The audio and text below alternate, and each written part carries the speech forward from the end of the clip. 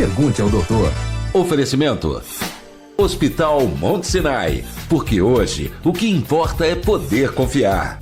Reumatocenter, centro de referência em reumatologia e terapia infusional.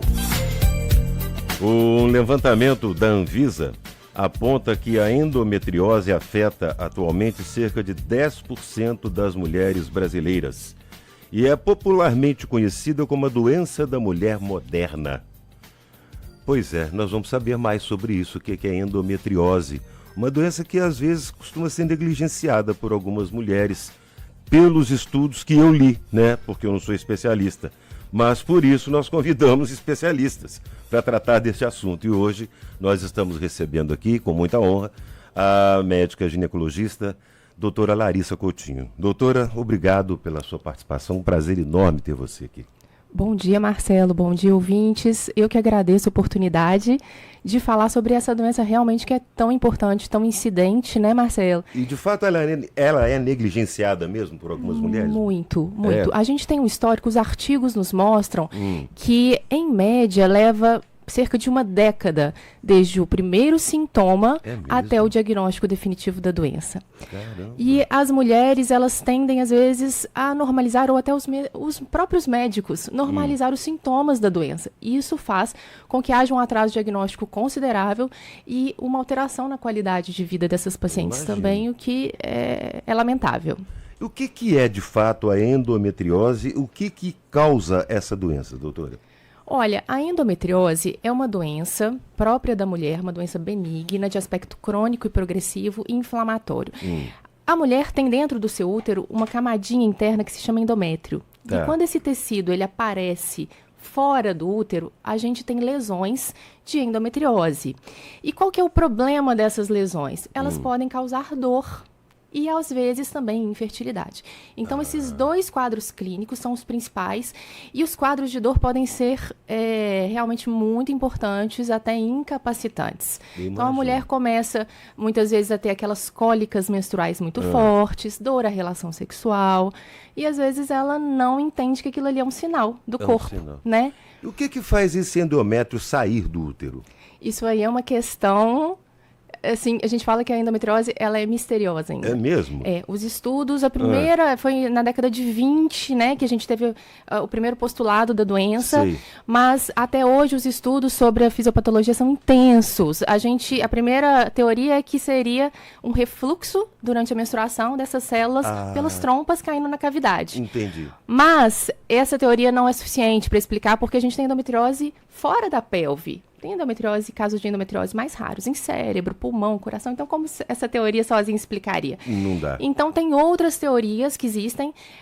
Parece que tem uma relação com autoimunidade também. Também tem a ver, né? Outras várias teorias existem. Então, a gente ainda tem um mistériozinho aí em relação à sua origem, de fato.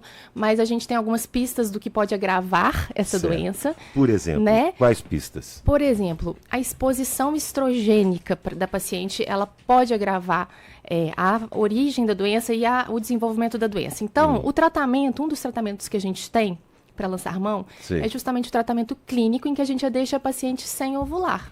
É o uso do anticoncepcional, é o uso de uma pílula de progesterona, que aí a gente faz com que a paciente não ovule, portanto não tenha aqueles picos fisiológicos de estrogênio e mantenha essa doença, vamos dizer ali, mais calma, sem haver essa progressão, né?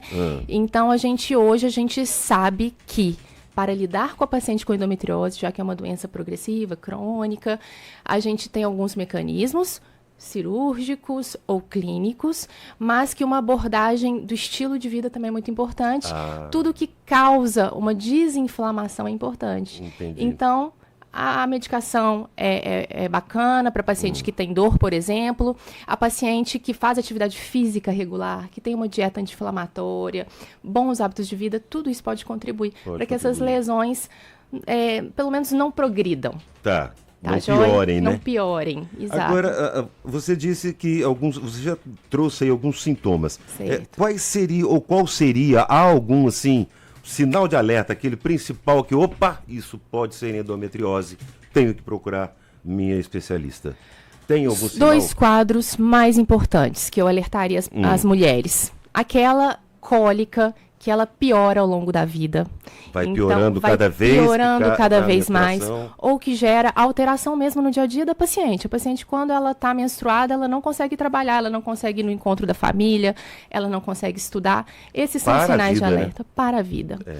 Aquela dor que altera realmente a qualidade de vida, a dor, a relação que altera, né, Uhum. a relação com o parceiro. E outro ponto, como a doença também pode causar uma dificuldade para engravidar, aquelas pacientes que estão tentando engravidar e não estão conseguindo, é um alerta, pode ser endometriose também. Pode ser um sintoma Então, de endometriose. vale a pena uma conversa com o seu especialista. Existem pacientes assintomáticas com relação à Existem. endometriose? É mesmo? Existem. Com todos esses sintomas, com todos esses problemas?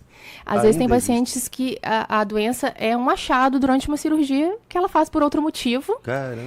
E a infertilidade, ela é silenciosa, não deixa de ser. Às vezes É. a paciente não tem aquele quadro de dor, e só quando ela vai tentar engravidar, que não consegue, que a gente vai fazer uma pesquisa mais profunda, a gente descobre que ela tem lesões de endometriose. Existe um diagnóstico que é preciso para detectar a endometriose? Hoje em dia, a gente considera, né, as maiores sociedades ligadas à área consideram exames de imagem como a ressonância Tá. nuclear magnética da pelve e até o ultrassom, desde que feito por um especialista, né? Esses são exames que podem contribuir muito para o diagnóstico, principalmente das lesões mais profundas e das lesões de ovário. Entendi. As lesões menorzinhas, às vezes assintomáticas, às vezes a gente vai precisar de uma cirurgia para a gente conseguir detectar. Bom, nós estamos conversando com a doutora Larissa Coutinho, médica ginecologista, sobre endometriose. A chamada endometriose profunda, ela é mais perigosa? Olha, é interessante isso. É? A endometriose, ela é tão interessante que os estudos mostram. Nem sempre a dor que a paciente sente está relacionada A endometriose. com o grau de sim. profundidade da lesão. doença. Tem pacientes que têm lesões leves, que a gente fala, e que tem muita dor. E tem pacientes que às vezes a gente descobre, vai fazer um exame, tem já aquela lesão profunda E não e não sente tanta dor. dor. É muito interessante. É o organismo humano. É muito interessante. Agora, você chegou a falar aí sobre a questão para tratamento, né? Para interromper o ciclo de ovulação e tudo mais. O tratamento é este, além do que mais para fazer esse tratamento? Bom, quando a gente tem uma paciente com endometriose, primeiro eu preciso diferenciar qual que é o quadro clínico dela. Tá. Ela tem dor ou ela quer engravidar?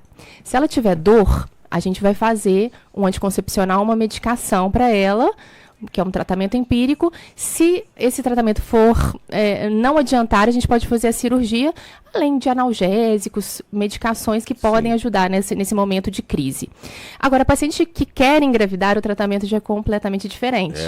Porque as medicações que a gente usa hormonais para tratar a dor impedem a paciente de engravidar, que são os contraceptivos, né, as pílulas. Sim, sim. E aí essa paciente ela pode se beneficiar com algum tratamento de reprodução assistida. Então é interessante uma avaliação com o seu médico, ver qual o seu sintoma, o que está acontecendo para a gente direcionar o tratamento ideal.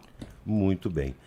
Os principais efeitos colaterais relacionados ao tratamento, além dessa questão, por exemplo, se quer engravidar não vai conseguir, não vai poder por causa dos anticonceptivos. Exato. Existe algum outro tipo de efeito colateral durante o tratamento? Às vezes existe, né? Tem pacientes, quando a gente sugere o uso de uma pílula só de progesterona, tem pacientes que não toleram, às vezes, né?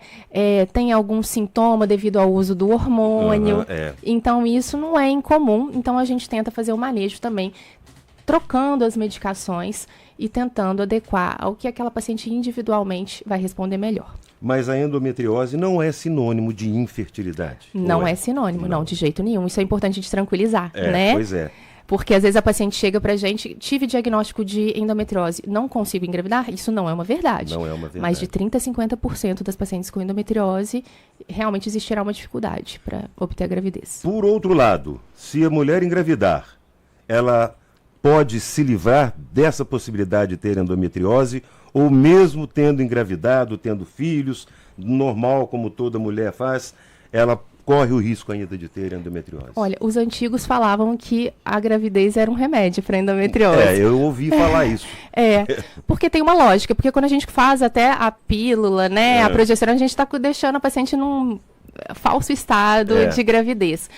Mas isso realmente pode acontecer, pode ter a chance das lesões reduzirem durante a gravidez, mas não é uma regra. Não é regra. E não quer dizer que a paciente que já engravidou não vai ter a doença. Entendi. Eu deduzi isso pelo que eu li, a doença da mulher moderna. A mulher moderna hoje está engravidando mais tarde. Mais tarde, né? exato. Está deixando esse período para mais tarde, depois que se estabelece na vida e tudo mais. Então, se relaciona uma coisa com a outra. Ou seja, engravidando mais cedo, você pode se livrar da doença, mas não é garantia também. Não é garantia. Antigamente as pessoas passavam a vida grávida, né? É, exatamente. Era um atrás do outro, né? Exato. Mas tem cura, o mais importante. Ela tem um segmento, eu acho que seria mais interessante, porque o que acontece? Quando a paciente é submetida, por exemplo, a uma cirurgia, porque ela tem indicação, ela vai tirar as lesões. Mas não é garantia que essas lesões não vão retornar. Ok? E quando a gente faz o tratamento clínico, a gente quer silenciar a doença. Então, o mais importante é que a paciente que tem endometriose, ela precisa de um acompanhamento ao longo da sua vida, né? Para manter essa doença adormecida, controlada. Doutora, eu queria saber se a senhora quer acrescentar algo. Eu tirei várias dúvidas aqui. Sim. Mesmo não correndo o risco de ter endometriose, mas a gente procura saber, porque eu achei muito interessante essa doença e o que me despertou a atenção foi a questão da negligência de, às vezes, né, não tratar a coisa da forma correta. A senhora quer acrescentar algo, por favor? Olha, primeiro parabenizar pela iniciativa, a gente está chegando no mês da mulher, né? É importante informar. Isso. E algo que eu acho super importante é alertar as pacientes que, embora a endometriose não seja um sinal obrigatório de infertilidade, é possível que essas pacientes tenham um consumo de reserva ovariana mais acelerado ao longo da vida, então vale a pena ter uma conversa com o seu especialista sobre planejamento familiar. Isso é importante, né? E talvez congelamento de óvulos é uma questão que a gente precisa levantar. Doutora, eu quero agradecer imensamente a sua participação, doutora Larissa Coutinho. A doutora Larissa está na Clínica Nidos também, sim, né? A doutora sim, Fernanda Policeni, isso. nossa querida Fernanda, está sempre aqui conosco também. Eu quero agradecer imensamente sua disponibilidade em nos atender, seus esclarecimentos e, claro, né, convidá-la para uma outra oportunidade. Talvez o mês que vem nós vamos voltar a falar mais sobre as questões envolvendo as mulheres. Eu que agradeço, Marcelo. Foi um prazer. prazer. Bom dia para você. Bom prazer dia. É nosso. Agora, Transamérica 9h40. Pergunte ao doutor. Oferecimento. Hospital Monte Sinai. Porque hoje o que importa é poder confiar. Reumatocenter. Centro de referência em reumatologia e terapia infusional.